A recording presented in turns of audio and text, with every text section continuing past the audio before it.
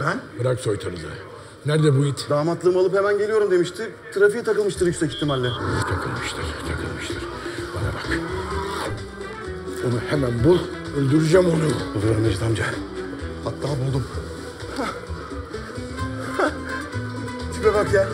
Şaka mısın oğlum sen ya?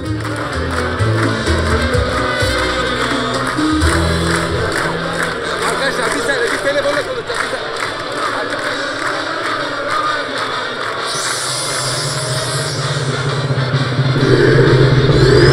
Ha kanka. Oğlum siz neyin kafasını yaşıyorsunuz lan? Nikah başlayacak ortada yoksun. Ne nikahı lan? Senin nikahın be gerizekalı evleniyorsun biraz sonra.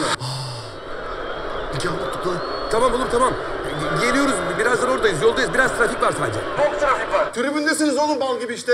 Az önce ekranlara yansıdı. Oğlum televizyona çıkmışız, Selçuk görmüş müsün ya? Oğlum harbiden mi? Annemi arasaydık ya. Geliyoruz kanka. Yavşaklar. Oha! 116 cevap sarımı oğlum. Arabaya kalmamış, bok yedik var ya. Lan gidelim, Mecit amca bizi gömer, nikah var hadi. Kaç günde nikah bu olur ya? Ya yürü hadi Zafer, gidelim boş ver. Seni.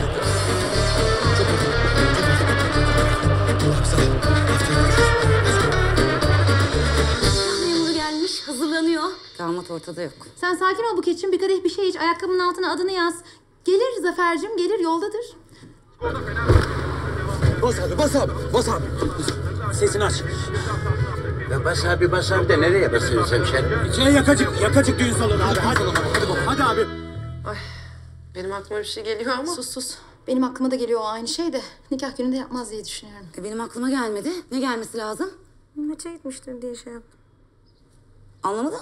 Belki maça mı gitti acaba? Nikah gününde. Sen anlamazsın. Önemli maç. Yeni transfer aldılar filan. Ha o zaman problem yok yani. Tanıdığımda da böyleydi. Yine böyle. Ben seviyorum kocamı. Sen nikahın varken maça mı geldin? Niye sana bas diye bas bağırıyoruz baba? Bas sen hadi. Ya bir insanın nikahı varken nasıl maça gider? Bak ben de Buket'e katılıyorum ha. Ben bu Zafer'in sana aşık olduğuna zerre inanmıyorum. Ben inanıyorum. Zafer aşık bana.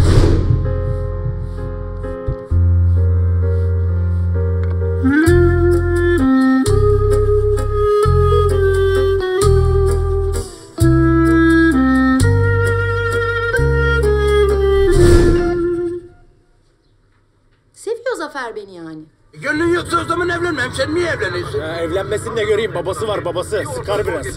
Orta, kafa ve toparlar ve gol. Bir topu da kurtar be. Peki kız da mı zorla evleniyor? Hakikaten ben de bunu anlamadım. Feryal niye benimle evlenmek istedi ki? Zafer boş konuşma oğlum. Kız zaten çocukluğundan beri sana tutuk, bilmiyorsun sanki. Git saçmalama. Nereden çıkartıyorsun oğlum bunları? Bilmiyorum farkında mısın ama dışarıda millet ikinci tur nikah şekerini almaya başladı. Zafer nerede? Geliyordur yoldadır. Nikah şekeriyle Zafer'in ne ilgisi var onu anlamadım ben ya. Biliyorsun çocuğum damatsız düğün çok kolay rastlanan bir şey değil. Onlar da kendilerinin canı topluyor işte. Ne? Peki bu kız çocukluktan beri sana hastaymış. Sen bu kızı niye sevmiyorsun ya? Ya abi sen buna ne bakıyorsun ya? Bu başkasını seviyor zaten. Yapma ya. Gerizekalı gitti kızın en yakın arkadaşına aşık oldu. En yakın arkadaşı derken? Ya bayağı yakın kızla böyleler ya. Gel ben bırakayım seni ya. Yok ben giderim tatlım sağ ol. Ya saçmalama. Niye? Bırakırım işte. Heh, Zafer de geldi. Bıcır.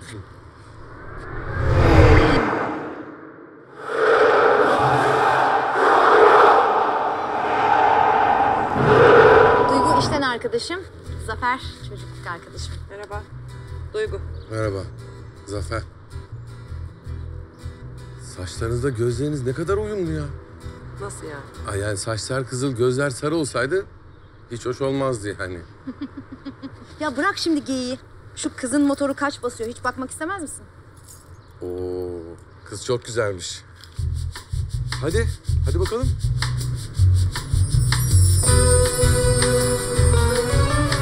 Nasıl buldun arabayı Zafer? Oo, çok güzelmiş, çok. Yani insan gözünü alamıyor ya. Allah sahibine bağışlasın maşallah. Yani kazasız belasız kullan Feryal. Amin. Çok güzel maşallah.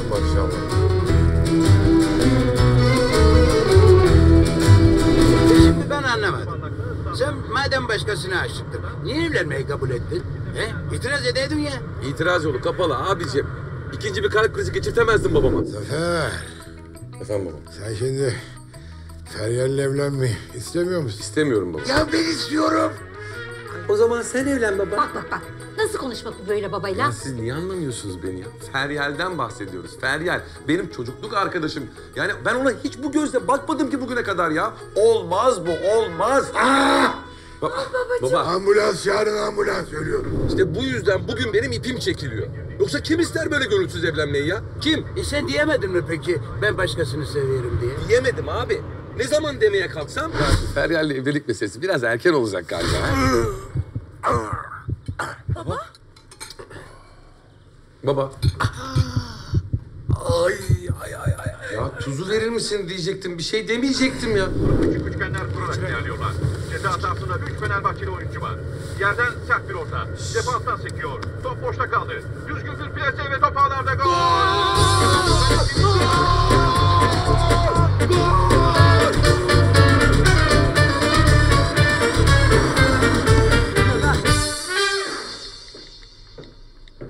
Galiba bu senin oğlanın bizim kızla evlenmeye niyeti yok ya. Ortada yok ya. Ya olur mu Asım'cığım öyle şey?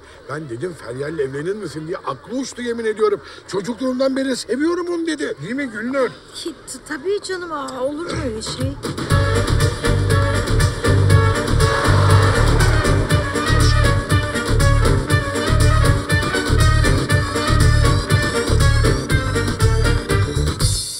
Duygu.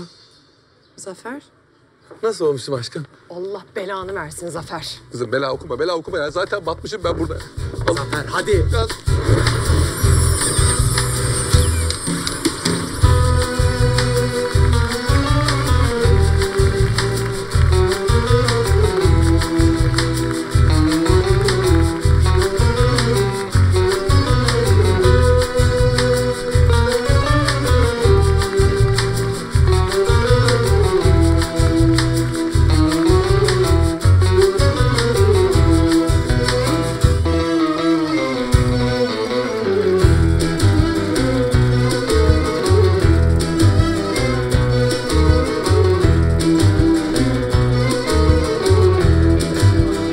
Tükürdüğümün amigosu gördün mü?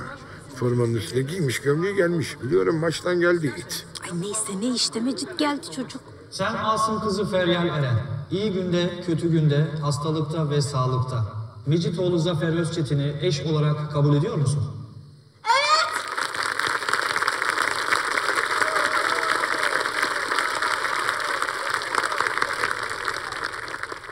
Sen Mecitoğlu Zafer Özçetin, iyi günde, kötü günde, hastalıkta ve sağlıkta. Asım kızı Feryal Eren'i eş olarak kabul ediyor musun?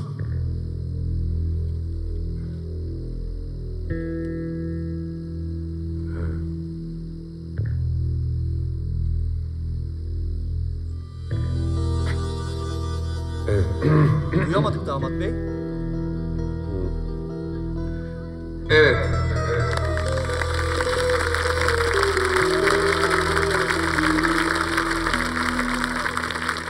Arkadaşlar çok bağırınca ses kısılıyor tabii insanın değil mi?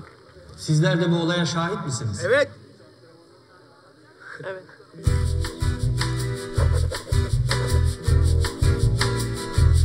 Buraya.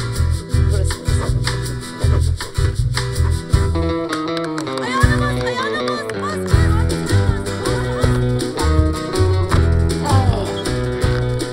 Ben de Kartal Belediye Başkanlığı'nın bana verdiği yetkiyle sizleri karı koca ilan ediyorum.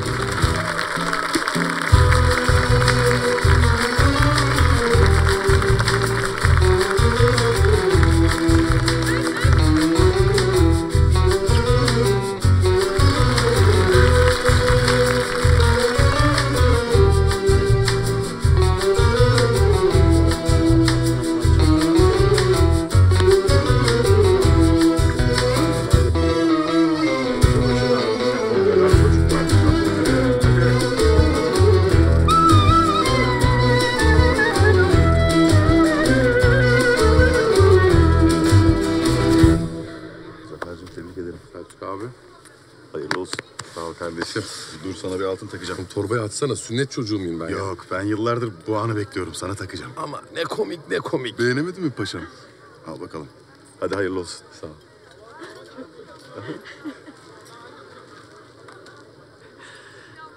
Ya Ay mutluluklar tatlım. ne konuşmuştuk ama ağlamayacaktı.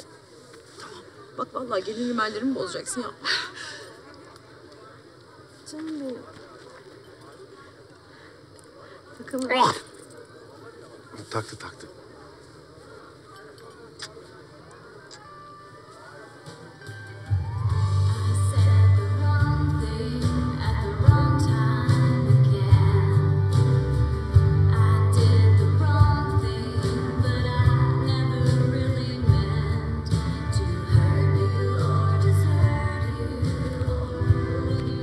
Çok mutluyum Zafer.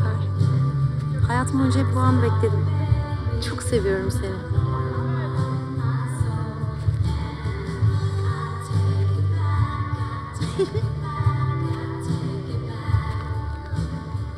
Damat, müsaade et bir de gelinle ben dans edeyim ya. Tabii. Buyurun.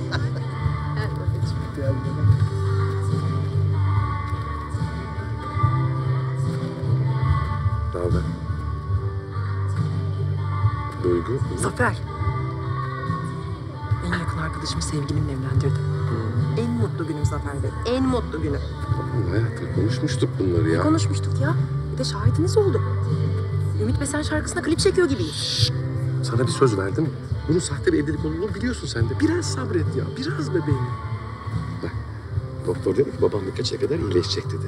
Tamam babam iyileşse ben boşanacağım Feryal'den. Bu kadar basit. Feryal'e elini sür bir daha yüzümü göremezsin Zafer. Ya Duygu. Zafer, bak ben ciddiyim bak. Beraber olursanız aramızdaki her şey biter. Tamam mı? Evli kaldığım sürece Feryal'e elimi sürersen kırmızı kart. Doping cezası. Sahalardan uzaklaştır beni. Tamam. Söz mü? Söz. Tamam söz. Feryal her şeyi anlatıyor bana. Eğer sözünde durmazsan Zafer... Çok kötü acısını çıkarırım senden, çok kötü.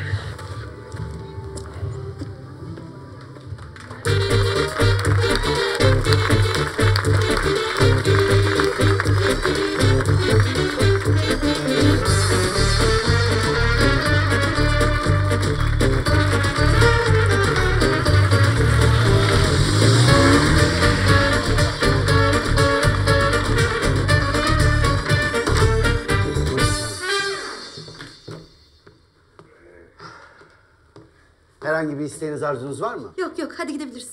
Dur koçum dur bir dakika ya. Bu maç seyircisi son olacak Zafer. Adama niye dalıyorsun? Hayatım çocuğa bahşiş vermeniz lazım. İyi hadi ver gitsin. Bir dakika. Birader sen şöyle bir saniye bir tutsana ya. Kimin? Tut bakayım. Bir dakika. Kusura bakmayın, personel yemeğinde mantı yedim de. Allah'ım Zafer ne yapıyorsun? Ya bozuk para arıyorum da en küçüğü 100'lük bunların. Birader sende bozuk var mı sende? Hı? Sende bozuk para var mı? Yok. Bozuk olacaktı burada bir yerde ya. Var burada bozuk, ben çok kötü bozuldum. Kardeş, al şunu. Hadi beni geri ver. Ben oldu. Onu alayım buraya. Al. Kolay gelsin. Çok teşekkür ederim. Herhangi bir arzunuz olursa. 100 lira verdi kızım adama ya. Feryal oha yani. Zafer'cim daha var burada hadi. Neye bak, sanki Toki'den mina veriyorsun. 100 milyon para verdim ben. Yine ne varsa kızda var. Kız verdi yani. Kızda da var da kardeşim, elledim. Ne meme var ne göt var. 100 lira indirdi herif. İnsan yatağa kadar taşır bari. Terbiyesiz. Ya sen bunları takma. Balayı gecemiz bu gece bizim. Tadını çıkaracağız. İndirsene beni Zafer. Nasıl indireyim hayatım? Görmüyor musun yatağın halini? Bok içinde. Ne biçim otel burası ya? Ne biçim otel burası? Ya sen hemen evlendin de maço mu oldun ya? Salak o balayı konsepti. Güller bizi havaya girelim diye. Kızım gül olur mu ya? Götümüze batar diken diken. İndirsene sen beni. Emin misin? Hadi bakalım. Gel nereye gidiyorsun ya? Hala bu ne? Kızım 20 lira varmış çantanda. Niye 100 lira verdin adama ya? Ayrıca kim taktı lan bu 20 lirayı? Mürsel işte. O senin Mürsel enişten var ya, Pinti Mürsel. Demir paraya iğne geçirebilseydi sana demir para takmıştı. Aşkım bırakalım bunları ya. Sen yorma kafanı. Balayımızdayız. İlk gecemiz. Biraz tadını çıkaracağız. Ha? Bunları sonra konuşuruz. Bak ben yataktayım. Yeni gelinim. Bir şeylere hevesliyim. Bir şeylere açım. Ha? Zafer. Ay, çok heyecanlıyım. Fenerbahçe köşe vuruşu kullanacak.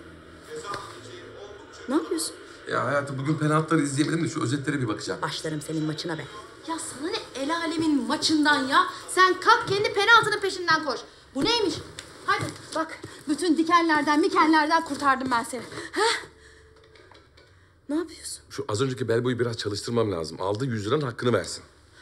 Merhabalar, biz yeni evlenen çiftiz. Şampanya istiyoruz odaya, bir şişe. Hangi markalar var? Tamam, siz seçin bizim adımıza. Fark etmez. Ha yalnız şampanyayı bize odayı gösteren bellboy getirsin. Çünkü bir yıllık bahşişini peşin verdik. Biraz çalışsın beyefendi. Teşekkürler. Evet. Aslında şampanya iyi fikir. Diyorsun ki biraz içelim, kafayı bulalım, böyle ateş bir başımıza çıksın. Sonra da bir dolar yükselir falan. Bir artsın. Hayır. Makyaj? Ne? Makyajını tazeledin mi sen? Kötü mü? Hayır kötü değil de makyajın tazesi makbul ya. Özellikle böyle gecelerde. Şakası. Tamam o zaman tazeleyeyim. Doğru söylüyorsun be. Böyle gecelerde daha iyi.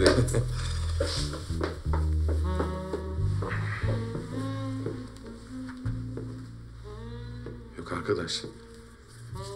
Bu kız bu gece beni...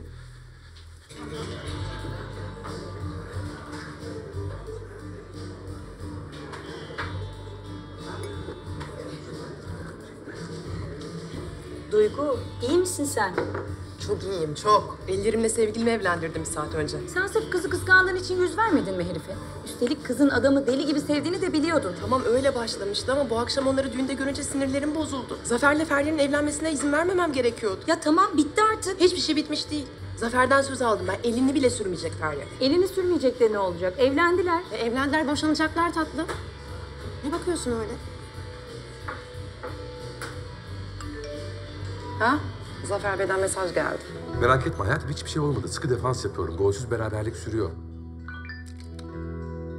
Şu an o odada ben olmalıydım gerizekalı korkak. Zafer.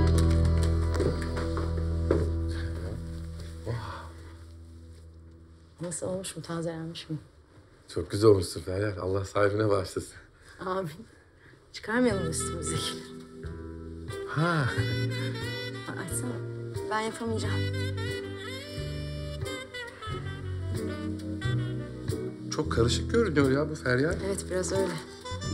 Nasıl açılıyor ki acaba? Yukarıdan başla. Yukarıdan da öyle hiç açılacak bir şey, yol görünmüyor ama... İçinde kumaş var, onun içinde ip var. Tamam işte onu şey yapamıyordum. Bu Çek onu.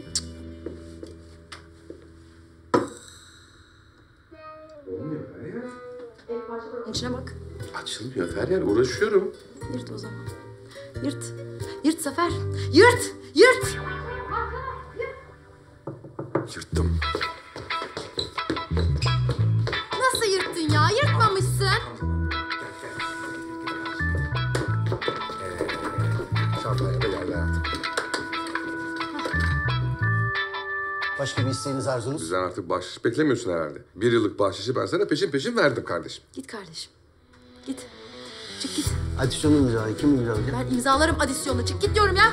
Hadi kardeşim işimiz gücümüz var bizim ya. Halden anla biraz. Yürü, yürü, yürü. Vay. Kız Feryal, ben seni hiç böyle bilmezdim ha. Bayağı dert ettin adamı ha. Aferin sana. Vallahi ben de kendimi böyle bilmezdim. Ne yapsak ya? Beni birlikte mi tanısak biz? Dur Feryal'cığım hayatım bir dakika bir saniye bebeğim. Şampanya içeceğiz ya önce. Rahatlayacağız falan hani. Sakin. Bana bak, aslında Zafer şu anda çok acayip bir kafa yaşıyor biliyorsun değil mi? Oğlum herif başka bir kızı seviyor. Gitti başka bir kızla evlendi şu anda. Sana Zafer'in şu anki durumunu özetleyeyim mi? Fener formasıyla Cimbom tribününde şu anda. Güzel, aynen. Ama moruk biliyor musun bak bir taraftan üzülüyorum ha. Lan hiçbir şey yapamadım herif için ya. Herifi çekip çıkaramadım o durumdan ya. Lan en yakın arkadaşıyım be. Siktir lan. Sen siktir lan en yakın arkadaşı benim. Nereden en yakın arkadaş olsun oğlum? Kim oğlum nikah şahidi Zafer'in? Sen hasta mısın lan? İddiaya girdik. Kısa çöpü çeken şahit olacaktı. Ben uzun çöpü çektim direktman. Sen çöp bile çekmeden şahit oldun. Allah şahit. Ben de şahidim. Hadi be kardeşim ben zaten şahit olacaktım en yakın arkadaşı olarak. Hadi abi afiyet olsun. Ama yine de benim yani en yakın arkadaş. Onu söyleyeyim yani. Benim oğlum en yakın arkadaş. Ara abi. Ara Zafer'i. Şu anda ara sor. Sor abi. Arayayım. Tamam. Ara. Seni bir patlatayım şimdi gör. Zafer, altın bende, üstünü sen hallet. Bir saniye. Hadi Aslı. Bir sakin ol. Hadi, Ya bir dur. Bir sakin ol ya. Allah Allah. Aa telefon. Telefonum çalıyor Feryal. Ya saçmalama, ne telefonu? Saçmalama Zafer. Gecenin bu saatinde arayan geri zekalı. Feryal'cim lütfen bir saniye ya. Allah belki önemlidir. Alo. Zafer, uygun pozisyonda mısın? Ne diyorsun lan sen? Ya öyle bir şey soracaktık sana Selçuk'la ya. Kardeşim senin en yakın arkadaşın Ben miyim bu dallamama? Allah aşkına bir söyler misin? Ne? Kaza mı yaptınız? Ne diyor ya? Nasıl durum peki? Çok mu kötü? Hadi ya. Hastaneye mi gidiyorsunuz? Oğlum ne hastanesi, ne diyorsun, ne kazası Tamam ya? tamam. Hiç merak etmeyin. Ben hemen geliyorum, tamam? Hayatım, Müjdat'la Selçuk kaza yapmışlar. Benim hemen acile gitmem lazım.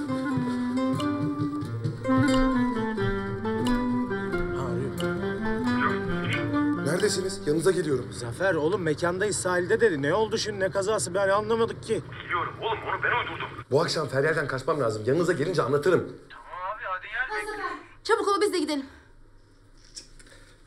Hayatım, Feryal'cim senin gelmene gerek yok. Gece gece boşuna telaş yapma şimdi. Saçmalama Zafer. Evliliğimin ilk gecesini tek başıma geçirmeyeceğim herhalde burada. Ben de geliyorum. Alo, bir şey söyleyeceğim. Birinizin acillik olması lazım. Şu tam senin kafaya göre. Bunu seçiyorum. Selçuk bak, ayarı kaçırma, tamam, gözüme de denk getirme. Alnıma bir yere vur, bu iş kapansın. Hadi ne olur, çabuk ama yavaş, tamam mı? Çok da acıtma. Of bir sus tamam. Geliyor. Bir. Ya direkt vur, daha çok geriliyorum böyle ya. Hemen vurayım mı? Hemen vur. Hemen vurayım mı? Hemen vur. Hemen vurayım mı? Hemen vur. Hemen vuruyorum. Selçuk, sen ne biçim adamsın lan? Hiç elinin ayarı yok. Böyle de davran. Müjdat. Allah. Müjdat. Müjdat hadi. Dayan biraz. Müjdat. Biraz.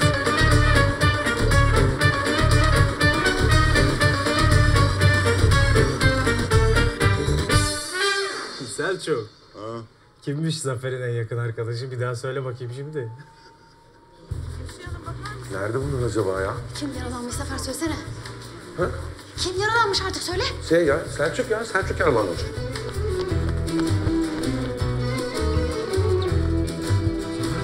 Aferin, şahane olmuş. Şahane.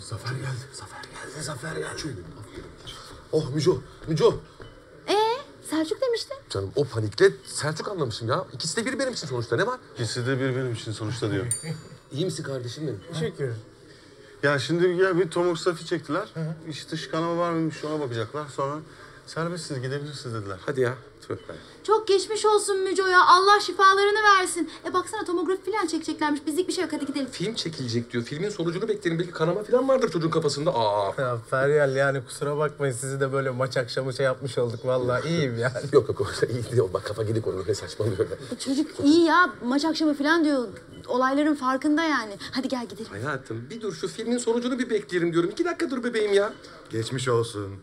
Sonuçlar geldi. Beyinde iç kanama olduğuna dair bir bulguya rastlamadık. Bir beyne rastladıysanız çok şanslısınız çünkü biz ona yine rastlamadık. Bir şey de yok diyor beyinde diyor.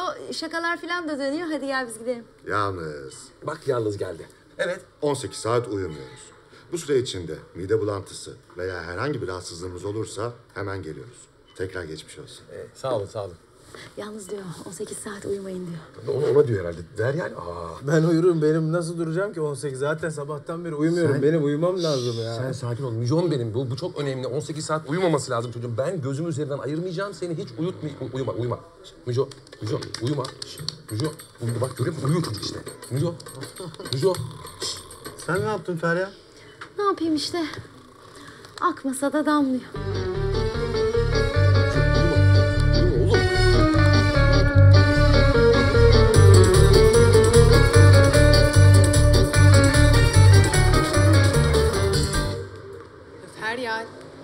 Feryal. Kalksana kızım, anlatmayacak mısın? Çok merak ediyorum. Anlaşılan dün gece birileri hiç uyumamış. Nereden biliyorsun, Buket'in başlarında mıydı? Ay bunu bilmek için başlarında durmaya gerek yok ki. Baksana kızın pestili çıkmış. Feryal. Kız Feryal. Yavaş Buket. Buketçim yavaş ne olursun ya. Görmüyor musun her yerim tutuldu ya. Bak ben sana demiştim. Zafer bunu gece iyi eziyet etmiş. Sadece Zafer değil Müjdat'la Selçuk da vardı. Oha! Müjdat'la Selçuk mu? Buket sen nasıl bir sapıksın acaba ya? 3 saniyede o aklından neler geçti öyle?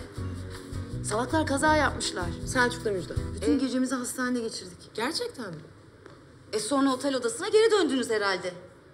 Ya Buket'cim bunlar özel mevzular.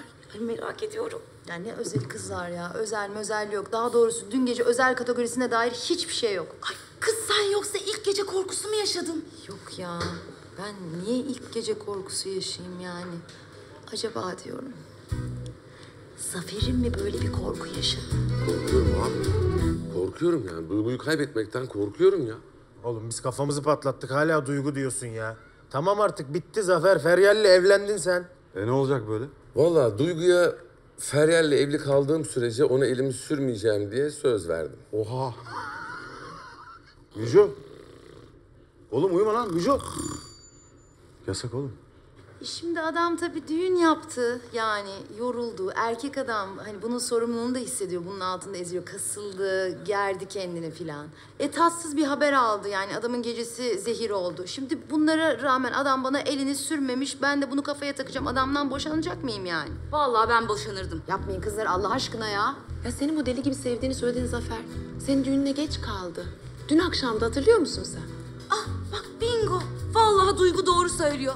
Hem suçlu hem güçlü. Kızım siz de yani Zafer'i damgalamak için an kolluyormuşsunuz ha. Olur böyle şeyler. Eminim Zafer'in bu gece için bir takım planları vardır yani. Bu gece Feryal'den nasıl kurtulacağım onu düşünüyorum. Ya Zafer abartma be oğlum tamam ya. Feryal senin en yakın arkadaşın. Ne kurtulması? Ayıp oğlum kıza. Öyle mi Mücocuğum? Çok teşekkür ederim ya. Vallahi hatırlattığın için. Ya Müco ben de onu söylüyorum oğlum başından beri zaten. Ne diyorsun sen ya? İnsan hiç arkadaşını... Tövbe tövbe. Arkadaşım olduğu için ona bugüne kadar hiç başka gözle bakmadım oğlum ben. Ben de bakmadım. Ben de. Ya ne diyorsunuz oğlum? Dala geçmeyin adamla ya. Duygu'dan mesaj. Ne diyor? İlk geceyi atlatmışım. Bundan sonra ne yapacakmışım diye soruyor. Neredesin aşkım? Ya sonuçta dün Aynen, gece yaşanan devam. durum olağanüstü bir durumdu. Şimdi ben bunu referans alıp neden adamı yaftalayayım ki? Her gece aynı şey olacak diye bir kaide de yok. Bu gece işin zor görünüyor. Feryal hedefe kilitlenmiş Kızım durumda. sen kimle mesajlaşıyorsun? Tam karşımda yani. Bir şey anlatıyorum burada. Ayıp değil mi? Bizimle tanıştırmaya çekindiği meçhul yavuntusudur herhalde. Şşş. Ne yazıyorsun sevgilim? Ya ne yapıyorsun? Aa, özel diye bir şey var ya. Biz de burada özelimizi yalnız anlatıyoruz. Farkında mısın bilmiyorum. Merak ediyoruz. Bizim durumumuz kesin değil kızım. Bir kesinleşsin. Anlatacağım ben size. Tanıştıracağım, bir araya getireceğim ama şimdi değil. Günaydın eşek sıpaları. Hoş geldin baba. Hoş bulduk. Çok içmişiz düğününde lan. Şşt. Ne oldu senin kafana? Kaza. Kafamı çarptım Mecit amca. Senin ne işin var burada? Baba işte senin kalbin var diye sen yorulmaman için ben işte işin başına geldim. Sen dün evlenmedin mi? Evet baba. Dün bir, bugün iki. 2 günü devirdik. Evlilikte Allah'ın izniyle. Zaman ne çabuk geçiyor değil mi çocuklar? Ha, çabuk geçiyor. Şşt. Hemen karının yanına. Bir hafta evden çıkmayacaksın, tamam mı? Bir hafta mı? Niye ya? Oğlum, hadi. Hadi evine, hadi. Ya baba yardım edeyim sana burada. Lan yürü. Mecit amca ben de 1-2 gün izin rica edebilir miyim? Sonuçta kafamda bir hasar oluştu, sıkıntılarım var. Dinlensem çok iyi olur. Ya işe yoğunlaşamıyorum da. Hasar yeni oluştu kafanda ha? Ulan bugüne kadar sen kafanı mı kullandın? Einstein mısın sen? Dümbük. Gülme arkamdan. Kırarım kemiğini. Hadi işinin başına. Sen de.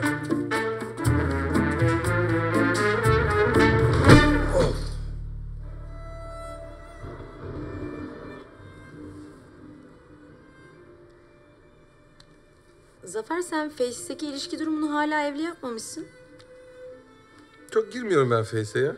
O zaman hacklendin galiba çünkü 1 saat önce Fenerbahçe'nin en iyi golleri paylaşılmış yani. Şöyle bir girdim çıktım işte öyle yani. Çok takılmıyorum. Okey. Aman zaten Face mi kaldı ya?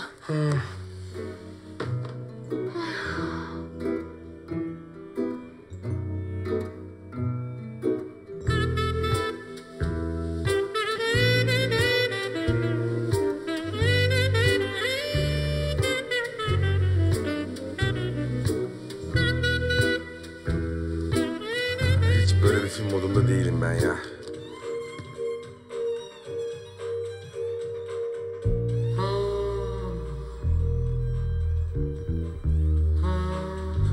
Bu tango da dünyanın en tango dansı. Saçma sapan bir şey yani.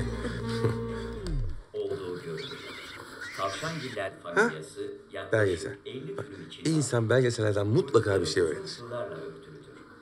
Çiftleşme 5 ila 50 saniye içinde. Aslında haklısın. Yani bazı şeyleri de belgeselden öğrenebiliriz. Ya yazık günah hayvanları böyle anlarında çekiyorlar. Ne terbiyesiz insanlar bunlar ya. Ama hiçbir şey yok. Ben televizyon modunda değilim. Yani seyretmeyelim. Anladım ben seni. Tamam. Hadi gel yatalım o zaman. Hoşuma bir ağrı girdi ya. Evde ağrı kesici var mı? Deminden beri hiçbir şey yok. Nasıl bir ağrı girdi ya? Herhalde akşam az yedim ya ondan oldu. Yok, eczacı dolabını daha yapmadım. Ağrı kesici yok. Oldu o zaman ben bir çıkayım. Şöyle bir dolaşayım. Güneş ışığı iyi gelir çünkü. Güneş ışığı gece gece. Şey işte yani bir hava alayım, temiz hava iyi gelir diyecektim hayatım. Hem biraz dolaşayım belki nöbetçi bir eczanede bulurum ben.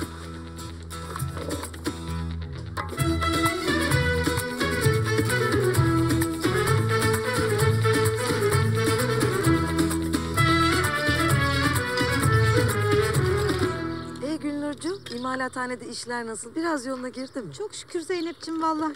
Yoluna sokuyoruz yavaş yavaş. Oh, şükürler olsun. Sayenizde demeni istiyor anneciğim. Paranın nereden geldiğini unutma diyor. Al bakalım Dünür. Boş kafa mezara yakışır. Kasım nasıl? Kasım? Ay toruna diyorum. Dedemin adını koyalım Kasım. İkinci torunu da sen ismini koyarsın. Yani torun erkek olacak diyorsun ha? Erkek adamın erkek torunu olur. Hadi bakalım. Sıkıldın mı? Hı? Sıkıldın mı? Ha yok ya bu şey çekirdek gibi bir şey bir başladım mı yapışıyor eline. iyiyim ben. Nar gibi kızardı vallahi. Nar. Oh. Eline sağlık canım. Hadi bakalım damat buyur. Yok bu bana çok Asım amca teşekkür ederim. Ne demek çok ya? Esas senin ihtiyacın var. Yahu ye. Ye oğlum. Hadi ye. Ha bana bak. Öyle karnını ekmekle doyurma ha. Daha sucuk var. Sağ ol. Şerefe hadi. Hadi. Şerefine. Hadi bakalım. Kasım'a.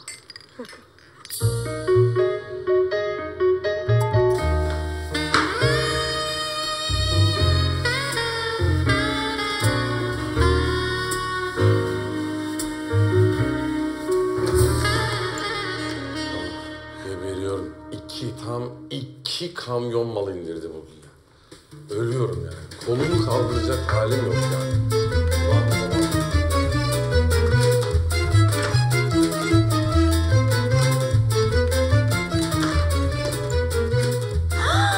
Halı sahada kavga çıktı maçta. Ama ben o Fikret'i var ya, çarşıda tek başına yakalamazsam onun ağzına sıçacağım ben. Şöyle şey çocuğu.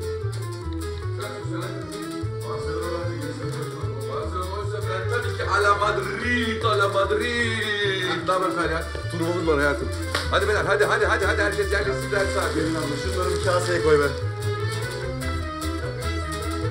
Joystick. Nerede lan? Sehpanın altında. Yani Buket'cim demem o ki biz de abazan değiliz yani sonuçta.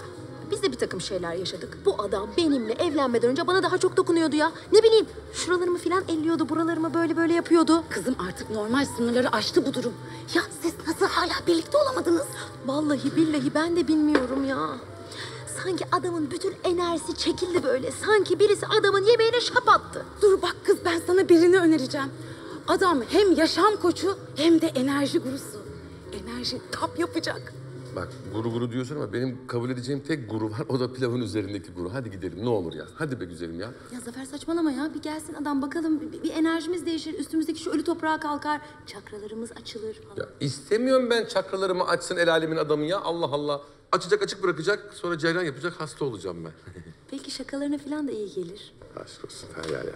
Vallahi ayıp yani Feryal. Feryal Hanım, Zafer Bey, sizleri hazırlığa alalım.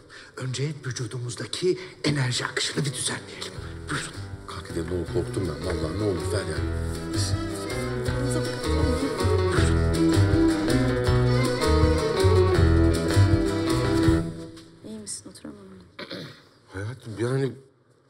Yani şöyle otursak daha rahat değil mi? Şimdi kramp girdi ayağıma. Evet. İç enerjimizi toplayıp bir top yapalım. Enerjinizi hissedin. Topunuzu hissedin ve onu karşınızdakine atın.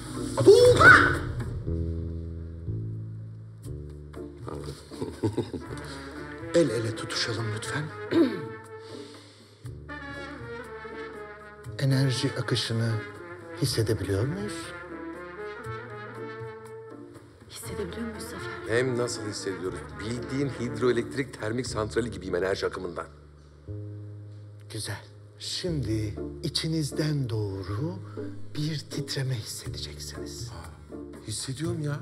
İnanır mısın Zafer? Sendeki titremeyi ben bile hissediyorum. Ben hemen bu titremenin sebebini size açıklayayım. Hocam gerek yok ya. Telefondan seanslar önce sessize almıştım ya. Alo Müco. Ne haber oğlum? Ha yok evde değilim ben ya. Lan Müco, benim çakralarım kapalıymış oğlum yıllardır lan. Ruhuma stent takılıyor, tedaviye geldim. Bilmiyorum kızım, bilmiyorum. Gittik işte uzmana. Zafer yine cıvıdı, abuk subuk hareketler yaptı. Bakacağız. Bakacağız işe yarayıp yaramadığına.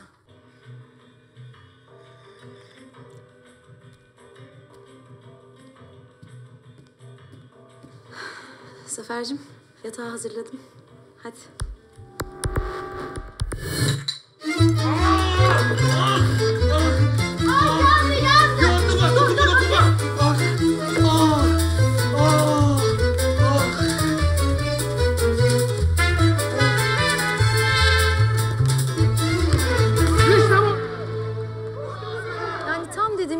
Yüzlük kuyruğuna geldik. Hani dedim bugün böyle geçti kazasız belasız. Ben böyle çay demledim, servisimi yaptım. Abi olmayacak şey. Adamın üstüne çay dökülüverdi. Oradan canhıraş adamcağız bağıra bağıra yandım diye. Olmuyor. Yani olmuyor. Bir olay oluyor, bizim olay olmuyor. Ay böyle evlilik mi olur kuzum? Ay Buket başladın yine. Şanssızlık işte Feryal'cığım. Hep bir talihsizlik oluyor. Affedersin Duygucuğum ama şanssızlık, talihsizlik oluyor diye insan karısıyla yatmaz mı ya?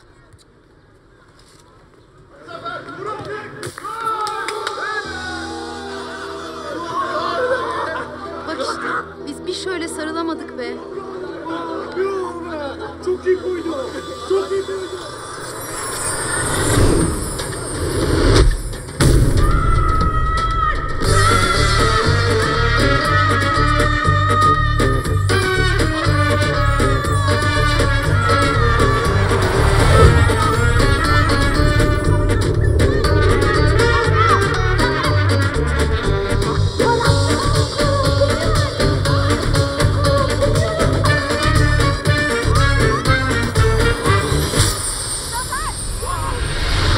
Ne yapacaksın Feryal? Sürdürecek misin bu evliliği böyle?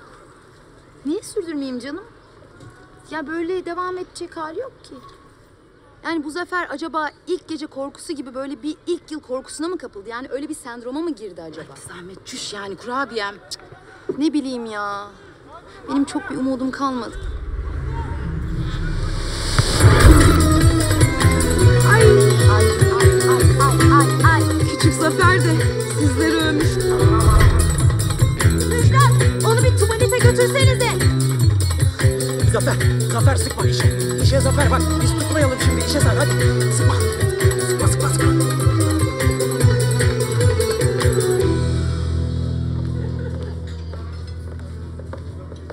Masayı bitirdikten sonra ayva tatlısı yerim diyorum. Burası mükemmel yapıyor. Efsane. Sen var ya ondan 2 tane yersin. Hatta 3 tane gömersin. Göm de zaten. Ben de yerim. Yenge.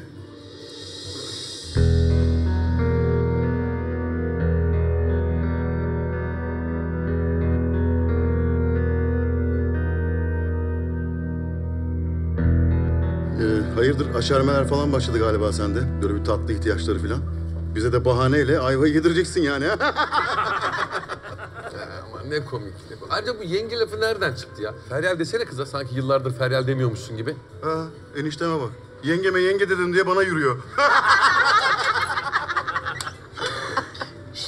Sen hayırdır ya? Ne oluyor? Ne var yani? Çocuğa niye giriyorsun? Yenge diyor bunun. Ne var ki bunda? Evet harbiden yenge ne ya? Feryal bizim Feryal yani değil mi? Bu yenge hitabetleri falan nereden çıktı? Böyle sıfatlarla konuşmak. Ya baksanıza ya siz Müjo'yla amma çok ortak fikir paylaşıyorsunuz.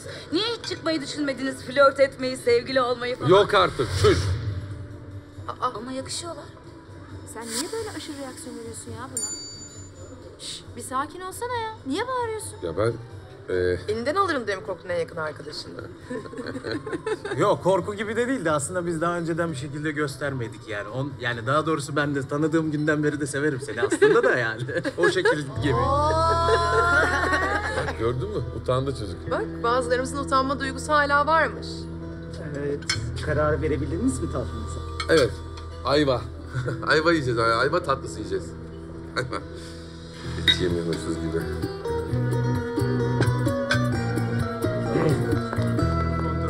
İşte Nilüfer ya.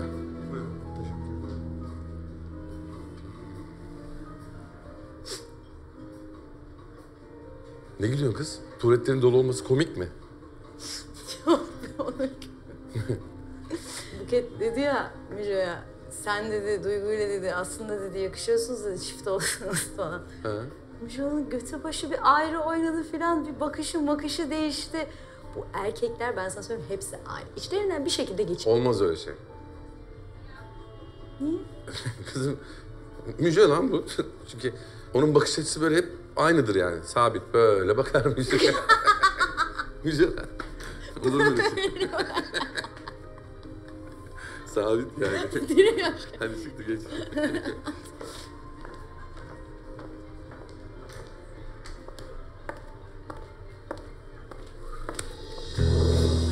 Ne yapıyorsun?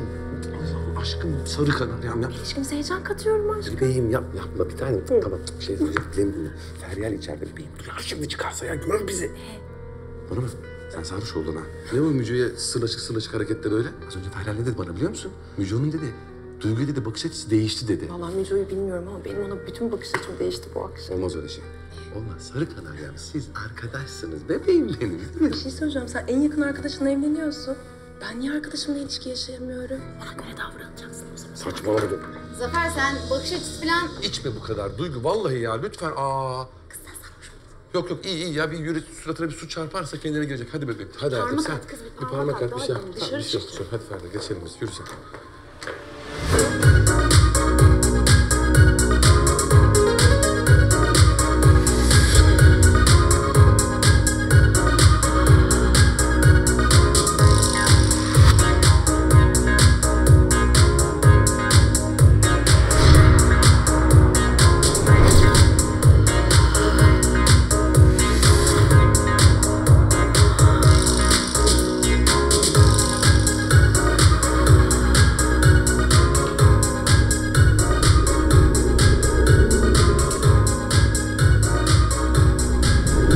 Hayvan gibi bakıyorsun. Kes şunu ya.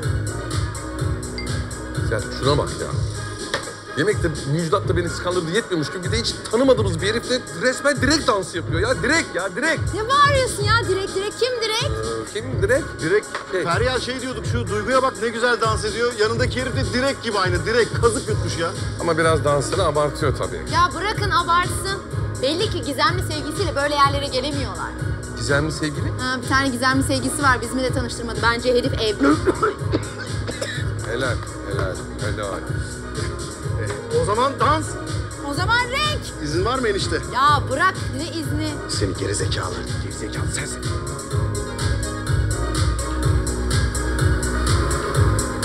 Zafer geldik bari eğlenelim. Bak kızlar kurda kuşa yem olmasın. Ha?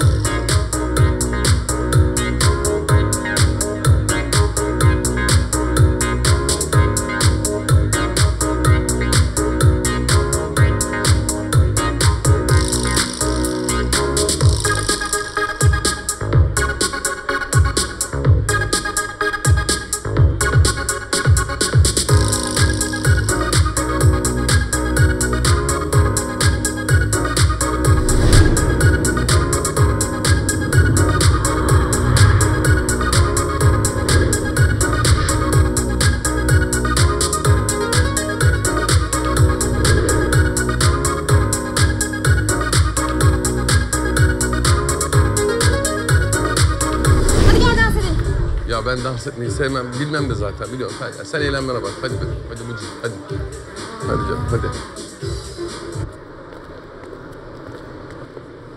Gerçekten kurabiyem bana stres bastı ya. Bulacağım, gerçekten bulacağım.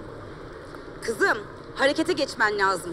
Bu problem böyle yattığın yerden çözülmez. Aslında yattığım yerden çözülür de ben o yere yatamıyorum bir türlü. Sen ne yapmaya çalışıyorsun Buket? Harekete geçmeye çalışıyorum. Erkekler görsel malzeme isterler.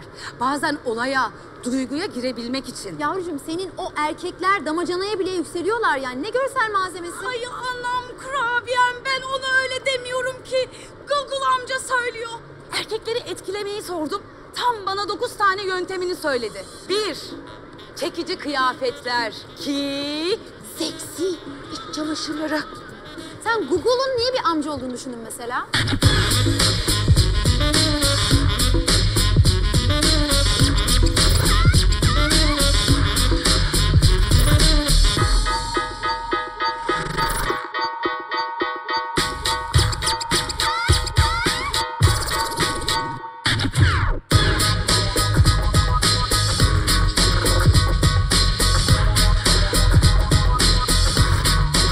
Araştırmalara göre kırmızı tutku ve cinselliği harekete geçiriyormuş. Boru değil kızım. İngiliz bilim adamları araştırmış. Sen de her şeyi İngiliz bilim adamlarına bırakma. Kurabiyem, acık cilve yap, kırıt mırıt işte yap. Merhaba, iyi akşamlar. İyi akşamlar. Kandiliniz mübarek olsun. Bugün kandil mi? Kandil? Allah sana şükür olsun. Çok teşekkürler, sağ olun. Sizin de kandiliniz mübarek olsun. Ben bunu halleder tabağa yollarım. Şahane, teşekkürler.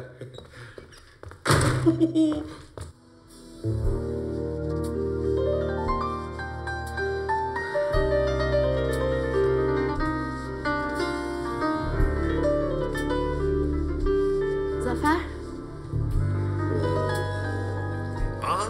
Ne yapıyorsun Feryal? Günaha sokacaksın beni. Mübarek gün bugün ya. Kandil bugün. Mevlüt dinleyip sabaha kadar dua edeceğiz. Cenab-ı Mevlam tüm günahlarımızı affeyleyecek ya. Çekil git. Üstüne bir şeyler giyin, abdestini al gel. Dua edeceğiz.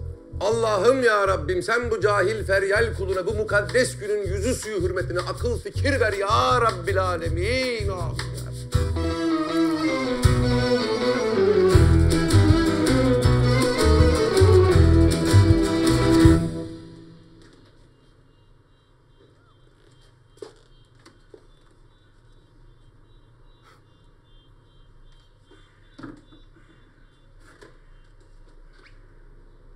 Geri zekalı Zafer.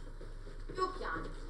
Yediriyorum olmuyor, içiriyorum olmuyor yani. Giyiniyorum. İşlemiyor, hiçbiri adama işlemiyor. Adam bana dokunmak istemiyor. Buraya kadarmış diyeceğim, bırakacağım vallahi ya.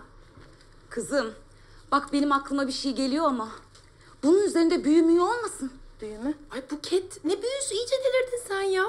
Yok, kesin birisi büyüledi bunu. Bu devirde ne büyüsü ne büyücüsü yani. Hurafe bunlar, inanmıyorsun sen değil mi böyle şeylere? Yani madem yok, madem inanmıyorsunuz, bunca falcı, medyum, üfürükçü, aç mı geziyor hepsi? Bak, benim tanıdığım bir medyum var. Gidelim mi? Yok ya, işe yaramaz. Yarar mı? Yarar mı? Kız, bir gitsek ne olacak? Belki işe yarar. Ay her şeyi denedin. Bari bunu denememiş olma yani. Feryal saçmalama. Yok ya, makarasına öyle takılırız, eğleniriz diye yani. Kaç paradır acaba?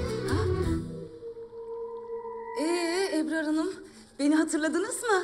Daha önce şey için gelmiştim. Deve dikeniyle çöpsüz üzüm kurusu işe yaramadı mı bebeğim? Yo, daha denemedim. 3 ay içinde denemezsen etkisini kaybeder bilmiş ol. Gelelim sana. Kocanla her yolu denediniz mi? Nereden bildiniz? Hemen de bildi. Nasıl anladınız? Ben anlarım bebeğim. Diğer medyumlara benzemem ben. Bana bütün sosyete akar. Ben sana söylemiştim. Şimdi sana şöyle bir alıcı gözle bakıyorum da. Senin bu kocanda ya büyü var ya da gay. Hepsi ortaya çıkacak. Bütün söylediklerimi yapacaksın.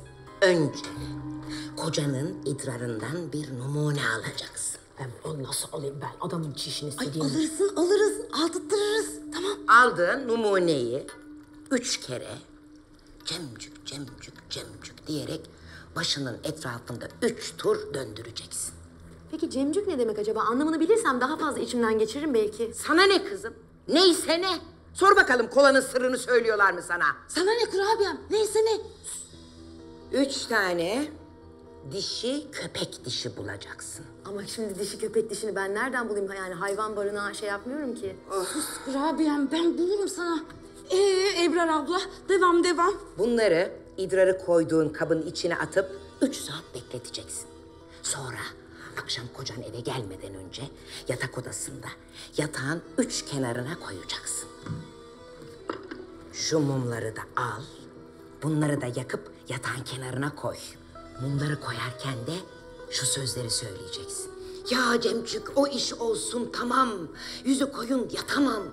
Yiğidime kuvvet ver, üstümden atamam.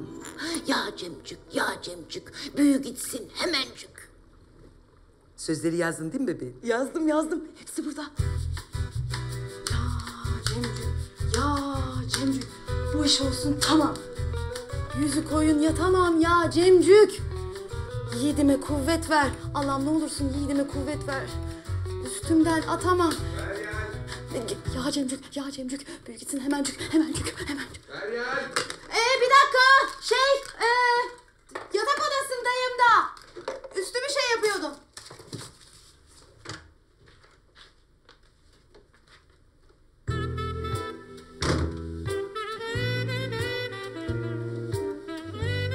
Feryal.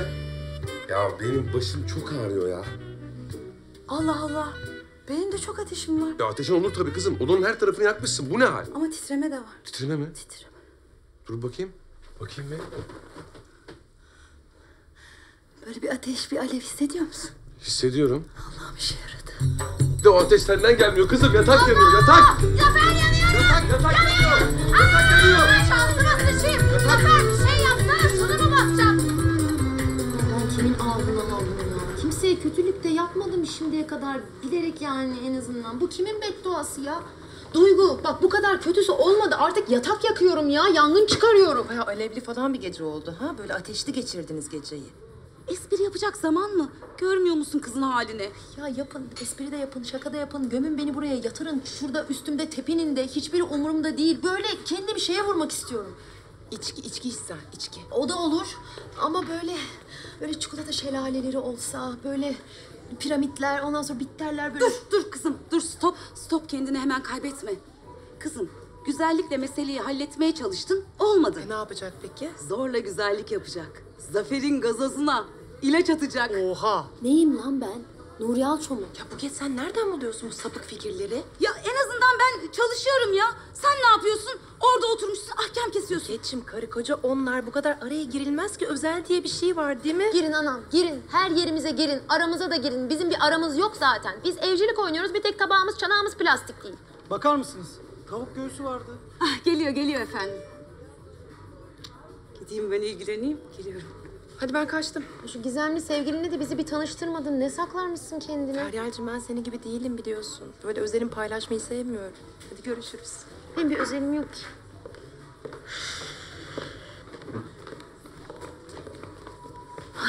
Duygu'nun gitmesi iyi oldu. Gitsin. Bunu onun yanında veremezdim. Her şey karışıyor gerzek. Zafer'in gazozuna ilaç koymayacağım Buket. Bu öyle bir şey değil. Bunu böyle yemeklerin üzerine biraz serpeceksin. Onu acayip azdıracak. Yani eşeğin aklına karpuz kabuğu düşürten şey bu. Sonra ne olacak? Aman sabahlar olmasın. Artı 18 tutun.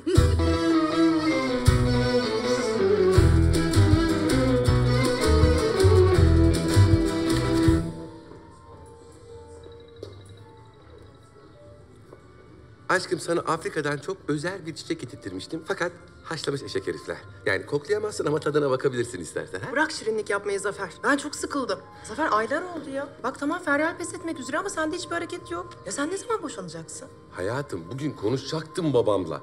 Ama imalathaneye gittiğimde kalbi tuttu adamın. Ölüyordu az kalsın ya. Allah korusun. Benim de bir kalbim var Zafer. Biliyorum bebeğim. İnsan kalbi olmadan yaşar mı? Aşkım bak durumu biliyorsun bebeğim. Birazcık sabır istiyorum senden. Birazcık ya. Hem sen kendi söyledin. Feryal şey diye. Neydi o? Ne dedin? Pes etmek üzere dedim. Belki Feryal kendisi ayrılır benden. Zaten saçma sapan bir evlilik yaşıyoruz yani. Daha fazla bana katlanacağını sanmam. Bebeğim bir tane. Şşt. Merak etme. Şşt. Hadi bir öpücük ver. Hadi aşkım. Bak vallahi saplarım böğrüme ha. Bir öpücük ver. Vallahi keserim bak, bir öpücük ver. Hadi. Hadi.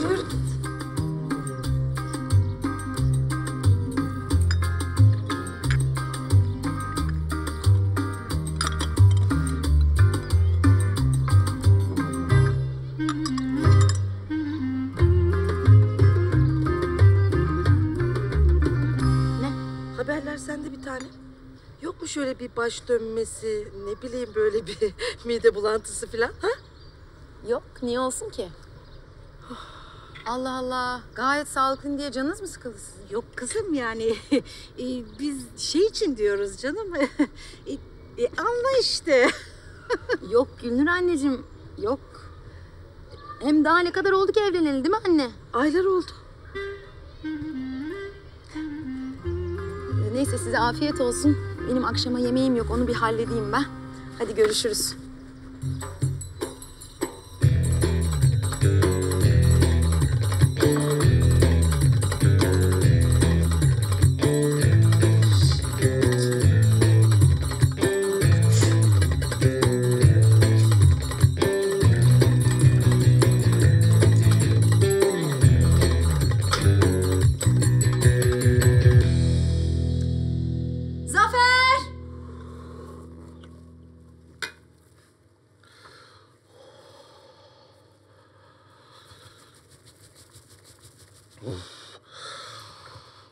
Ne kattın sen bu çorbaya? Niye? Ne bileyim ne kattıysan. Şahane olmuş, ellerine sağlık. Afiyet olsun. Ne oluyor lan bana? Ne oldu, iyi misin? İyi miyim? Çok iyi. Yok. İyi değilsin sen. Sanki böyle seni ateş basmış değil mi? Sanki bir şeyleri zapt edemiyormuşsun gibi. Sanki bir şeyler böyle kımıl kımıl gibi değil mi? Ha?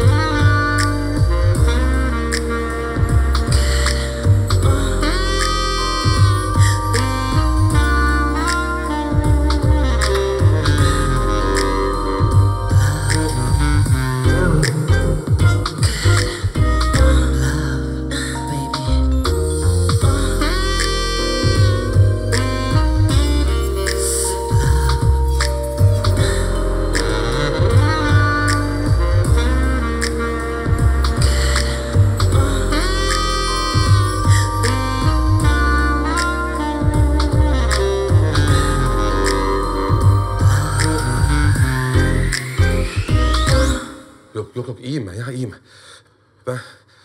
Ben bir su içeceğim. Masada var. Soğuk. Ya soğuk su içeceğim.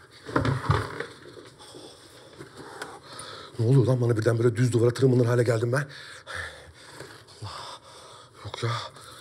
Resmen yanıyorum ya. Of kavunlara bak, kavun. Of ne yapıyorsun lan, ne yapıyorsun?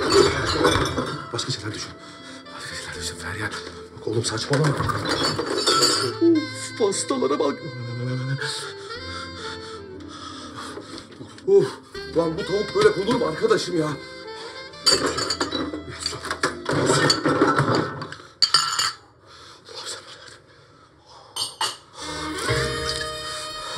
Feryal.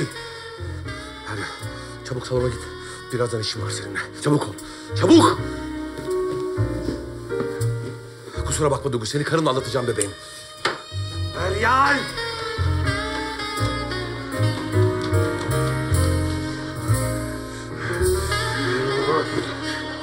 Allah kahretsin! Şuna bir bakıp sonra seninle işim var. Öldüreceğim bunu. Kısa kes Seda, ne var? Ya çok da diyeceğim biliyorum ama babam illa ara söyle dedi. Uzadı bile Seda, ne var? Ya bizim Hikmet amca yok mu? Hastaneye kaldırmışlar onu. Ne? Hikmet amcayı hastaneye mi kaldırmışlar? Ben haber verdim o kadar. Hadi kapatıyorum ben şimdi. Hikmet amca kim Zafer? Hikmet amca babamın eltisinin, eniştesinin, kuzeninin, kardeşinin bir şeysi gibi bir şey işte. Oo, çok uzakmış o ya. İnsan sever mi onu, sevmiyorsun değil mi?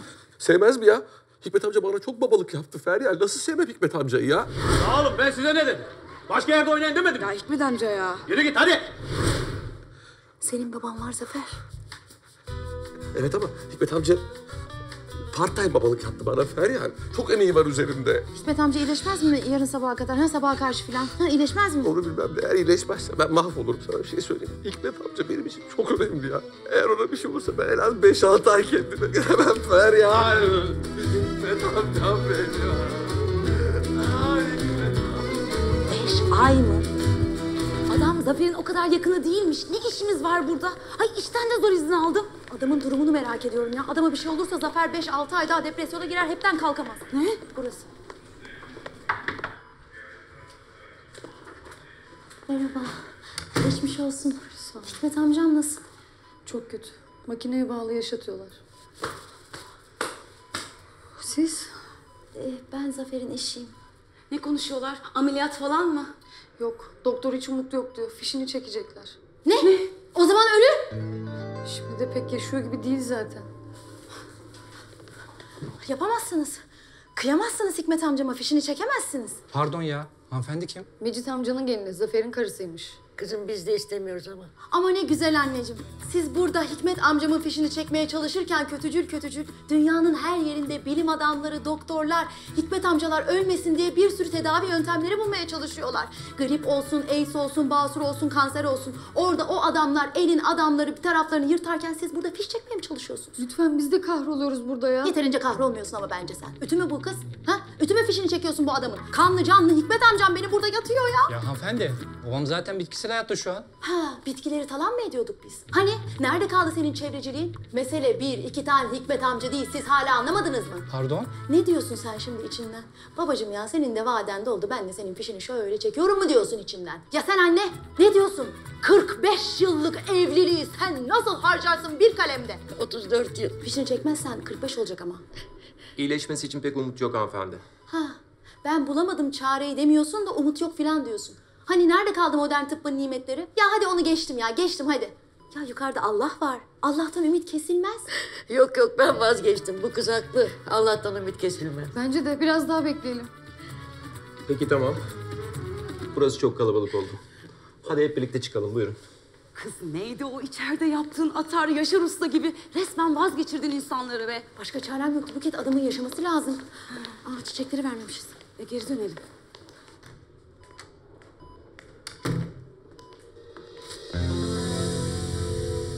Diren Hikmet amca. Benim için diren. Ailen için diren. Kendin için diren. Kız bunun kalbi gitti. Olamaz. Öldü. Adam ölmüş. Olamaz. Yapamazsın. Hikmet amca yapamazsın bunu bana. Şimdi sırası değil. Daha bir tane siftahım yok. Kalk. Uğraşma, ruhu gitti onun. Olmaz, pes edemem. Olmaz. 1 ve 2 ve... Buket yardım et. 3 ve hayat öpücüğü ver. Hayır ben veremem, sen ver ya. Benim daha dudaklarım Zafer'e değmedi. 6 ve çekil. 8 ve 9 Uğraşma kurabiyem, uğraşma artık, ruhunu teslim etti. Neden Hikmet amca, neden? Neden ya? Neden Hikmet amca, neden? Kurabiyem kalbi yerine geldi. Nabız. Döndü. Nabız atıyor. Döndü. Yaşıyor ya. Yaşıyor. Adamı döndürdüm. Adamı döndürdüm. Döndürdüm, yaşıyor. Çalışıyor. Yuh! Vay ballı vay ya. Heh gele. Oh. Ya bana bak. Evleneli ne kadar zaman oldu?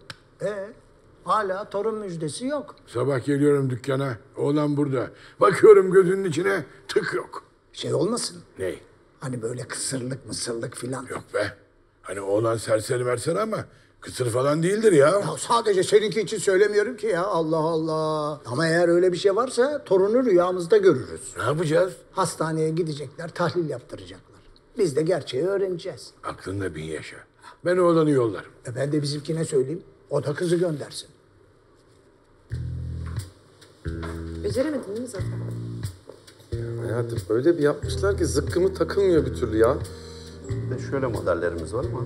Tamam oldu. Şuna bir bakalım da amca. Bakayım be aşkım. Vay, vay, vay. Vallahi bu kolye hanımefendiye çok yakıştı. Değil mi? Yakıştı. Ya tabii. Kardeşim boyun güzel olunca boyunluk da yakışıyor. Zafer! Hayır. Ne var ya? Ha beni böyle öpücükler falan bu kolyeyle artık oyalayamazsın Zafer. Yeter. Ya sen beni hiç anlamıyorsun değil mi? Ben bunları seni oyalamak için mi yapıyorum ya? Ya ben burada sana maddi manevi sevgimi göstermeye çalışıyorum. Ne var? Çok iyisin Zafer. Çok iyisin. Ben hanımefendiyi anladım. O özetle size kolyelere değil, yüzüklere, tek taşlara bakmak istediğimi söylüyor. Bak beyefendi bile anladı durumu Zafer. Bir sen anlamıyorsun. Çok bravo, teşekkürler. Ya ben de anlıyorum hayatım durumu. Ama ben sadece biraz zaman ver diyorum. Sarı kanaryam ya. Biraz. Daha ne kadar bekleyeceğim ben Zafer? Bak yakıştı mı? Çok. Bu yeni model.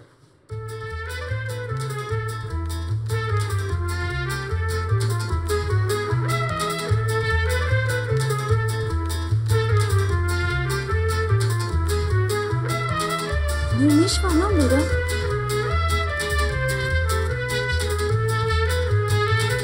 Anlamıyorsun sen beni ya. Gerçekten sen beni anlamıyorsun ya. Zafer? Duygu? Feryal? Senin ne işin var burada? Hoş geldin. Hoş bulduk. Asıl sizin ne işiniz var burada?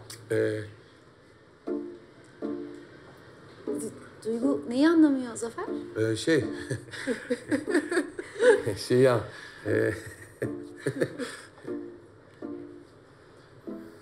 Tamam ya artık daha fazla bunu saklamanın anlamı kalmadı. Ben söyleyeceğim. Buraya kadar. Şu Zafer neyi söyleyeceksin? Anlatacağım. Zafer? Anlatacak bir şey yok. Ya kızım, güzelim sürprizi berbat ettin ya. Sürpriz mi? Evet. Sana doğum günü için sürpriz yapmaya çalışıyordum. İyi de benim doğum günüme daha 15 gün var. Tamam işte. Son dakikada böyle alelacele abuk subuk bir şey almamak için daha önceden alayım dedim. Duygu'ya da bana yardım etsin diye rica ettim yani. Ona da diyorum ki sen beni anlamıyorsun. Feryal daha gösterişli şeyler sever dedim. O hayır daha sade şeyler sever dedi. Böyle bir şey seçti. Yalnız bir şey söyleyeyim, çok haklı, çok da doğru bir şey yapmışsın yani. Beni senden daha iyi tanıdığı kesin, çok zevkli. Değil mi? Ya ben sizi yerim ya. Siz organize oldunuz, bana doğum günü sürprizimi yapıyorsunuz ya. Çok seviyorum sizi ya.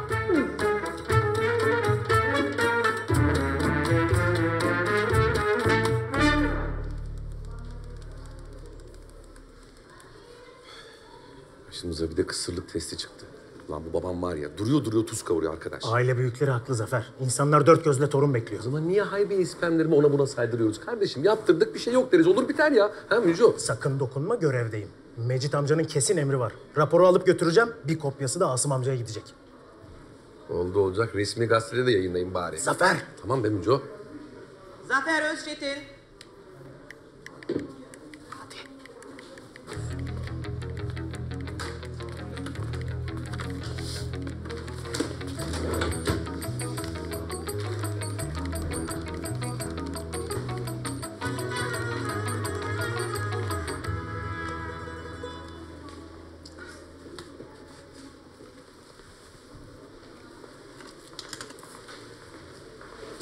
Pardon bir şey söyleyeceğim. Siz az önceki tıfıla kocaman kap verip bana neden ufak kap veriyorsunuz? Neye göre ayrım yapıyorsunuz acaba? Ha? Siz beni kofbir mi zannettiniz hanımefendi? Ben size bir şey söyleyeyim mi? Benim bu alanda rekorlarım var, rekorlarım. Bana da büyük kap verin lütfen. O çiçekleri sulama kabıydı canım. Beyefendi kat görevlisi. Öyle mi? Ah, pardon. Nerede şey yapıyoruz? Şu odada şey yapacaksınız.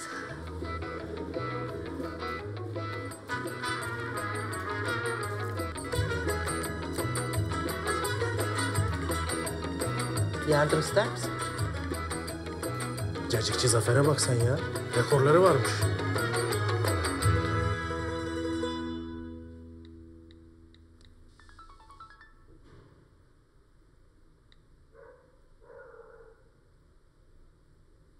Zafer. Hı.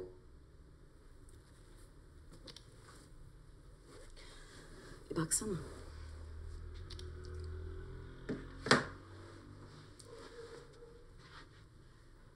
Zafer, ben çok uğraştım.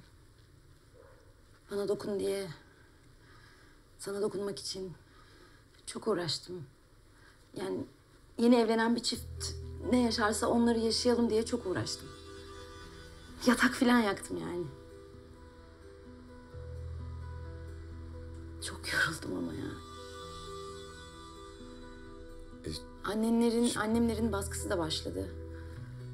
Sürekli sorup duruyorlar çocuk ne zaman diye.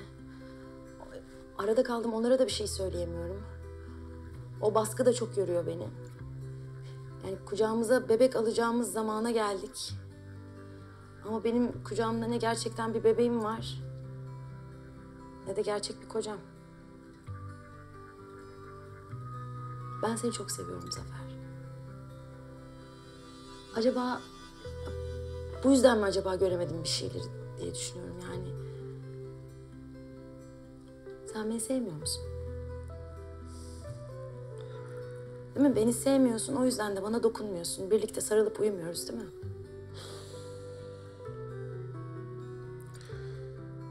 Tamam. Şimdi bak. Feryal. Feryal'cığım.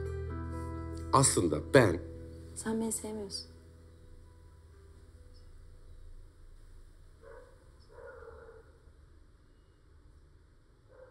İktidarsızım ben. Evet. İktidarsızım ben Feryal. İktidarsız. O yüzden senden kaçıyorum sürekli. Tamam, haklısın. Bunu sana evlenmeden önce söylemeliydim. Yani bir erkek için bunu söylemek o kadar da kolay bir şey değil Feryal. Bana sinirlenmekte haklısın. Sana hak veriyorum sonuna kadar. Hatta eğer benden boşanmak istersen seni anlayışla karşılarım. Oğlum sen harbiden ne cins adamsın ya? O nasıl bir cevap abi? İktidarsızım ne demek ya? Böyle bir şey denir mi kıza? Hakikaten ha Zafer. Oğlum Feryal mis gibi muz orta yapmış sana. Sevmiyor musun beni diye sormuş. Lan topu ayağına atmış. Sevmiyorum diye yapıştıracaktın lafı orada. Yapıştıracaktım oğlum. Dilimin ucuna kadar da geldi hatta. Söyleyecektim ama olmadı. Tamam, ayrılmak istiyoruz Feryal'den ama Feryal'de üzmek istemiyorum ya. Yani kendinin böyle beğenilmeyen, güzel birisi olmadığını düşünsün istemiyorum yani. Ayrıca babamın durumu ortada. Yani ben Feryal'den ayrılmak istiyorum desem küt diye kalp krizi geçecek herif. Ölümüne sebep olacağım yani. Benden ayrılabilirsin dedim Feryal'e. O benden ayrılmak isterse, yani kendi isteğiyle ayrılırsa bu da babama darbe olmaz. Sorun da çözülmüş olur beyler. Düşünsenize ya. Peki Feryal ne diyor abi? Hiç konuşmadı ki. Zaten o böyle canı sıkıldığı zaman konuşmaz. Ortalıktan kayboluyor, bir yerlere gidiyor. Ne yalan söyleyeyim, nereye gittiğini de bilmiyorum vallahi. Zafer, yalnız şimdi iktidarsız diye bir adın çıkacak ama ha. Evet. Bir şey söyleyeyim mi? Feryal kesin kızları yetiştirmiştir beyler. İktidarsız Zafer'e içerim. Oğlum yalnız iktidarsızı söylemek biraz zor. Mahallede adın direkt İbne Zafer'e çıkabilir. İbne Zafer.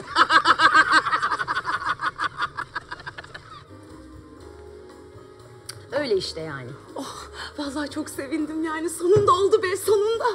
Siz dün gece beraber mi oldunuz yani? Evliliğin ilk gecesinde ne yaşanırsa onun artık siz düşünün çarpı ikisini, yani araya da Özlem girince tabii Zafer coştu.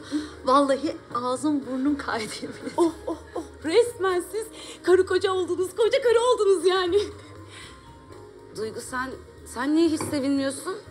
Hayır, sözde Feryal'e daha yakınsın benden. Sevinmez olur muyum? Sevindim tabii. Ama böyle hep bir aksilik oluyordu, olmuyordu ya.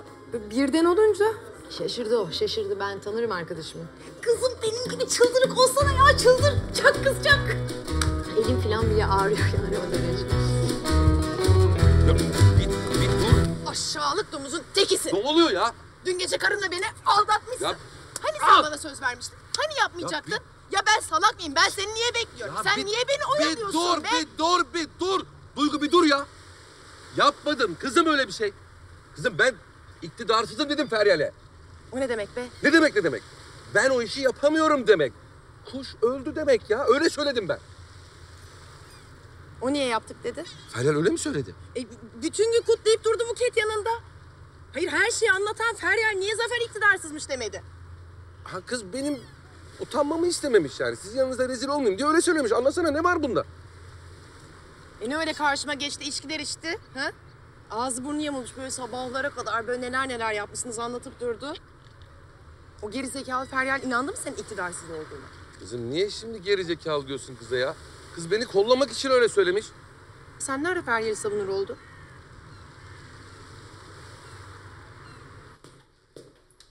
Feryal. Ne bu koku? Ya Zafer çok özür dilerim. Ben yaktım. Yatağı mı? Yok bu sefer yemeği yaktım. Acaba diyorum dışarıda mı yesek ya? Hadi yiyelim. Güzel fikir. Hadi kalk. İyi hadi bir tuvalete gireyim. Hadi. İyi hadi bakalım.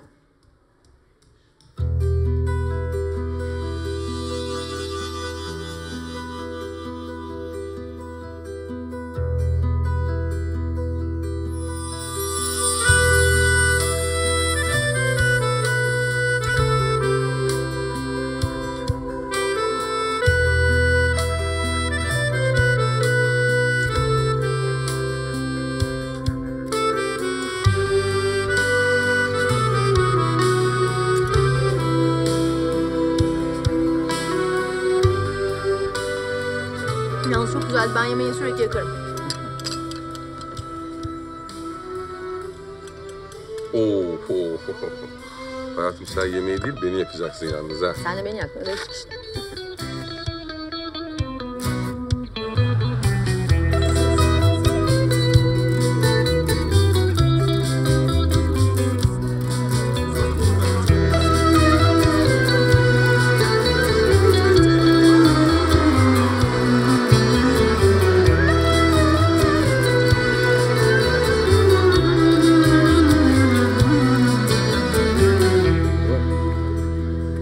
Kaybetmemişsin uğrundan ha.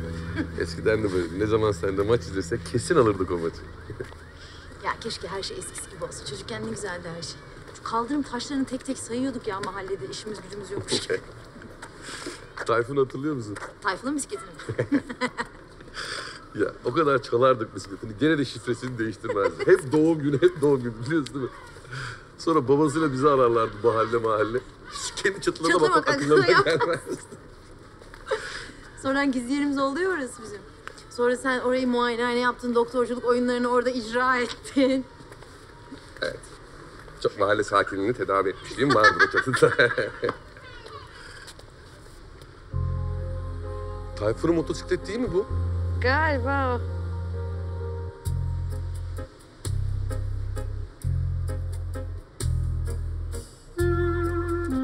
Şifresi hala doğum günü mü bakalım.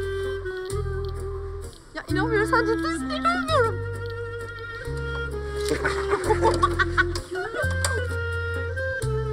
Anahtar da burada bir yerlerde olmalı. Allah kahretsin ya. Bunu yaptığımıza inanamıyorum Zafer ya. Zafer ya yakalanırsak? Atla. Ya inanamıyorum yaptığımıza ya.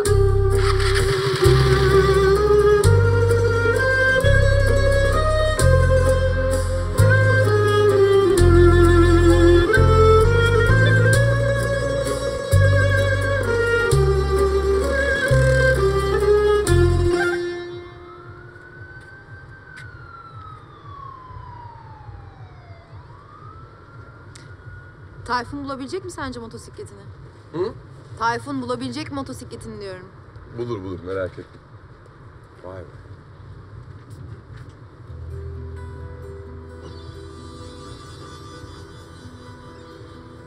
Ne kadar uzun zaman oldu ya buraya gelmiyoruz. Aslında ben geliyorum bazen. Hı? Ha. Ne bileyim canım sıkkın olduğunda falan kafamı dağıtmak için. Rahatlatıyor beni. İnsanın çocukluğuna dair bir yere sahip olması çok kıymetli. Şey oynuyorduk burada, hatırlıyor musun? En uzaktaki binayı bulmaca.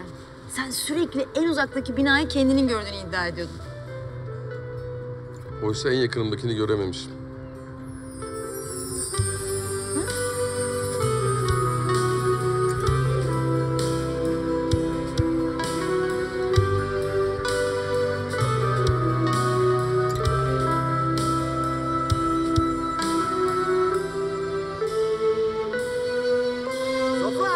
Sen çaldın değil mi lan motorumu? Sen çaldın değil mi lan? Polis çağıracağız oğlum. Babama söyleyeceğim lan seni. Baba! baba diyor bu salak ya. Ne yapacağız?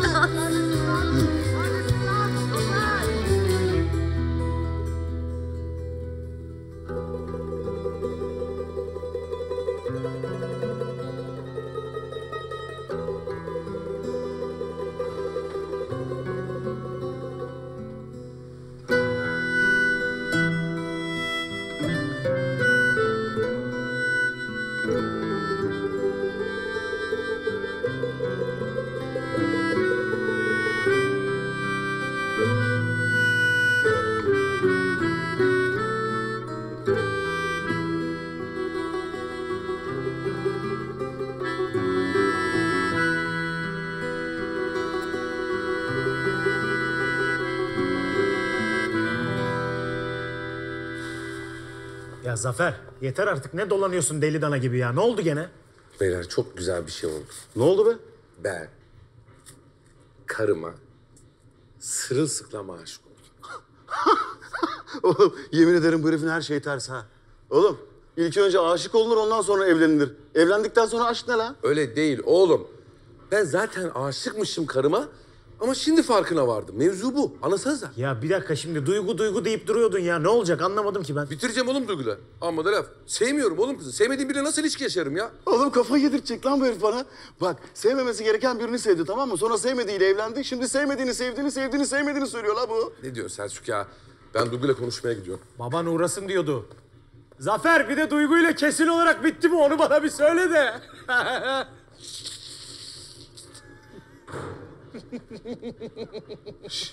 Duyguya mı yürüyorsun lan sen? Oğlum o senden hoşlanmaz ki. Esmer seviyor. Olur mu lan yemekte beraberdik. Tamam biz de beraberdik. Tam da benim yanıma oturdu. Tamam da herkesin yanında biri oturuyor ne olacak? Orada bir temas oldu.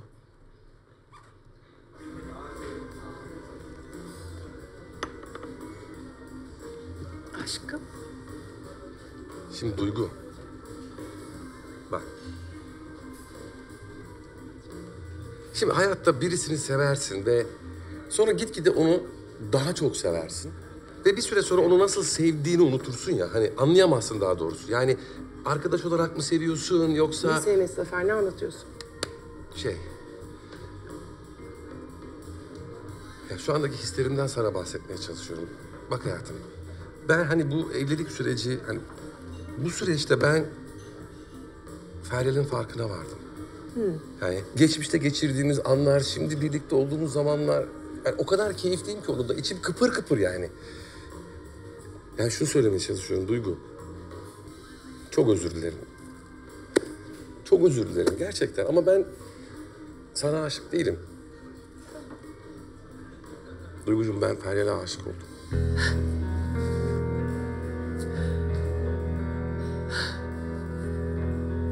Duygu. Feryal yine her zamanki gibi her şeyin sahibi oldu yani. Ne? Her zaman Feryal kazandı.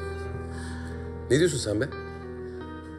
Sen Feryal'i mi seçtin? Evet Feryal'i seçtim. Sen yoksa Feryal'i kıskandırmak için mi benimle? Cevap ver, değil mi? Ay Zafer saçmalama. Öyle değil mi, öyle? Ya öyle değil, tamam başlangıçta öyle başladı. Ulan ne salağım ben be. Hakikaten ne salağım ben ha. Sen kızın elindeki her şeyi alabilmek için beni seviyormuş gibi yaptın Ama değil mi? sonra hayır, ben hoşlanmaya başladım senden. Ben de aşık oldum sana. Tamam bir de gözümün içine baka baka yalan söylüyorsun. Seviyorum ben seni. Çek elini, dokunma bana. Zafer yapma bak. Dokunma bana. Ulan sana verdiğim söz yüzünden ben o kızcağızı ne kadar üzdüm biliyor musun? Ve o bütün bu saçmalıklara katlandı sırf beni gerçekten sevdiği için. Sevgi böyle olur kızım. Sen Feryal'in arkadaşı falan değilsin. Bundan sonra karından da benden de uzak dur, tamam mı? Çok ciddiyim. Nereye Zafer? Zafer! Zafer nereye? Zafer beni terk edemezsin, buraya gel. Zafer!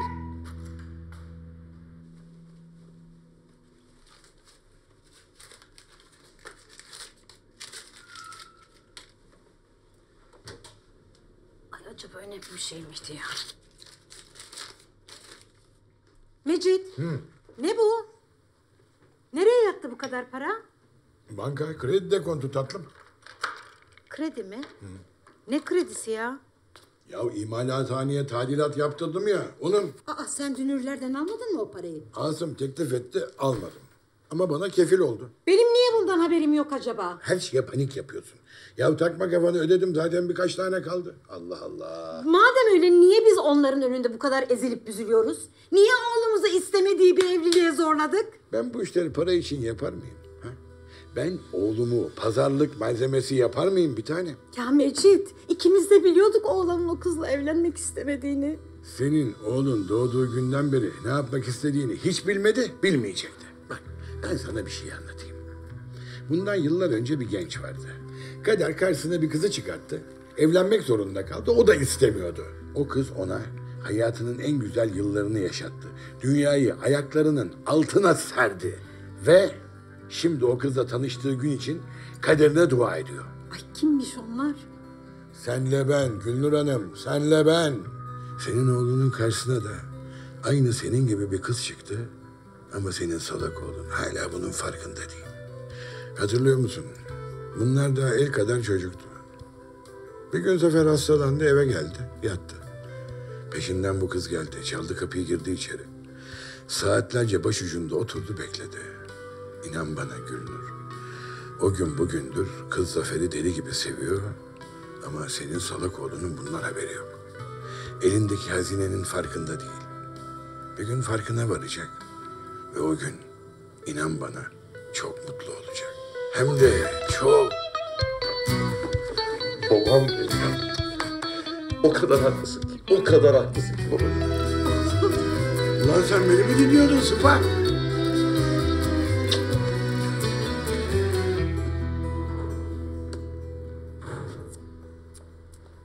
Müco, Selçuk, neler oldu bir bilseniz kafayı yersiniz lan. Bu suratlar ne oluyor? Biliyoruz oğlum, her şeyi biliyoruz. Gördük zaten. Kafayı yedik burada. Neyi gördünüz lan?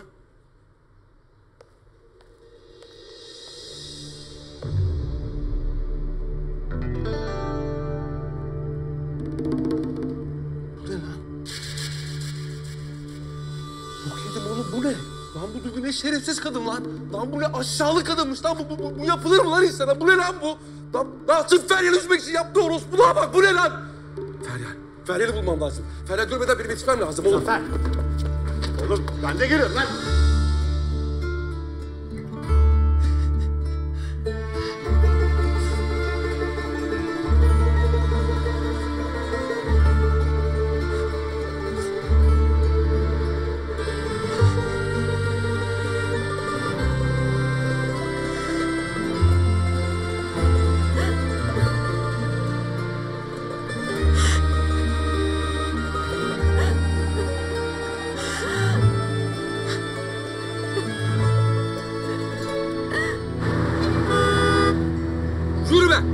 Tamam oğlum sakin ol, gidiyoruz işte be. Ya Müco, nesine sakin olayım ya? Seviyorum oğlum ben Feryal'i ya. Gözüm açıldı artık. Sevdiğim kadını kaybetmek üzereyim, sen bana sakin ol diyorsun ya. Yürü lan!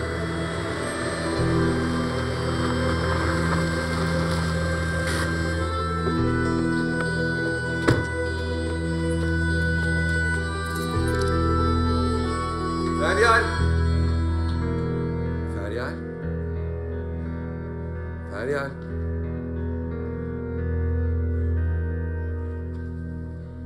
Feryal.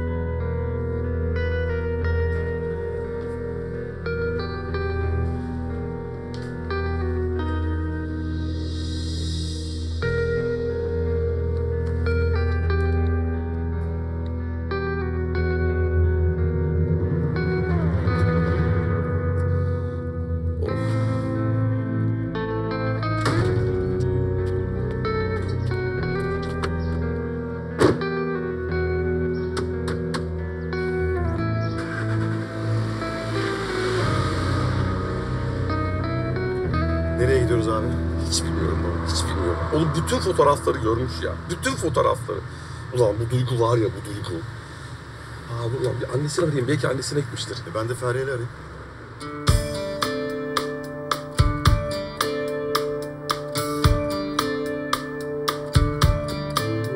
Feryal, bak bu senin sevginin karşılığı vardır inşallah. Ben bu Zafer'in sana aşık olduğuna zerre inanmıyorum.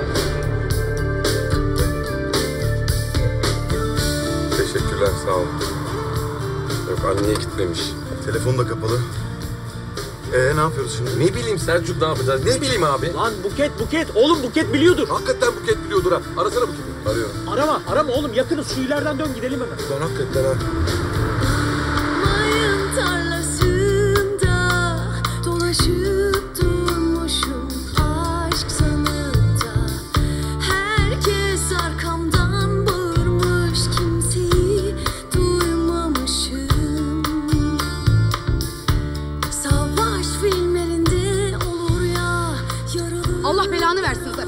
Bela okuma. Allah belanı vermesin Zafer. Beni dinle. Tam bir öküz müsün Kızım, bir sen? beni dinle. Bunu Feryal'e nasıl yaptın? Kızım bir dur, beni dinle. Sakin ol, bırak şimdi bunları. Benim bir an önce Feryal'i bulmam lazım, tamam mı? Seni aradım mı? Nerede olduğunu biliyor musun? Bana bunu söyle, hadi. Bilmiyorum ama inşallah senin bulamayacağın bir yere kaçmıştır Bir dakika, kurabiyem. O Duygu da tam bir şerefsizmiş. Bak iyi bulmuşsunuz birbirinizi. Cuk olmuşsunuz yani.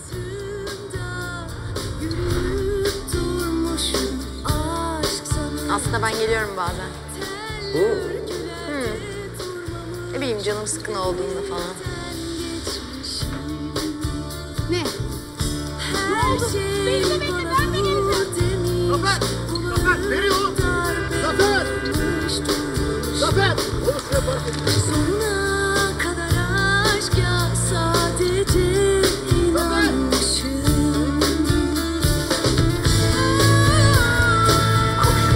Düşmüş kalkmışım. Sevmekten gelir inanmışım. Elimden tuttuğunda öyle bir güvenmişim ki bize bir şey olmaz sanmışım. Mayın tarlasında bir adam sevmişim aşk sanıp da. Soyunup korkusuzca çırılçıplak kalmışım. Aşk filmlerinde olur ya. Siktir ya.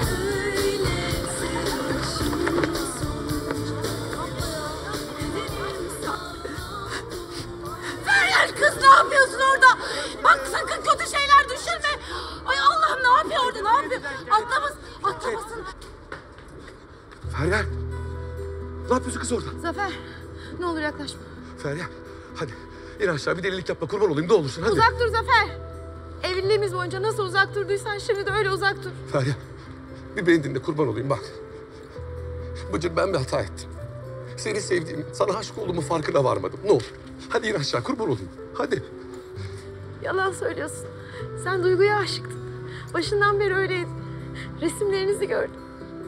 İkiniz de beni aptal yerine koydunuz. O fotoğrafları Duygu koydu, yemin ederim. Ben onu sevmediğimi, sana aşık olduğumu söylediğim için yaptı bunu o pislik. Sırf seni kıskandırmak için yaptı, seni üzmek için. Anlasana kızım ya. Feryal. Vallahi ben seni çok seviyorum be kızım. Hadi ne olur gel, hadi. İnanmıyorum sana Zafer. İnanmıyorum. İnsan sevdiğine bunları mı yapar? Sen şu an sadece vicdanını rahatlatmaya çalışıyorsun. Ne vicdanı kızım saçmalama. Feryal ne olur bak. Feryal gitme sakın. Kızım sen gidersen ben ne yaparım sensiz burada? Ha? Tayfun'un motosikletinin, bu mahallenin, bu sokağın, bu hayatın ne anlamı kalır sensiz? Kızım ne olur yalvarırım yapma bak. Feryal. Bak ben seni çok sevdim kızım. Hep sevdim. Ama yanımda olduğu için farkına varamadım. İnsan bazen yanındakinin değerini bilemiyor işte ya. Ne olur anla beni ya. Hadi. Hadi beni yalnız bırakma. Kurban olayım, evimize gidelim. Ne olur. Feryal'im benim. Aşkım hadi. Feryal. Üzgünüm Zafer. Feryal!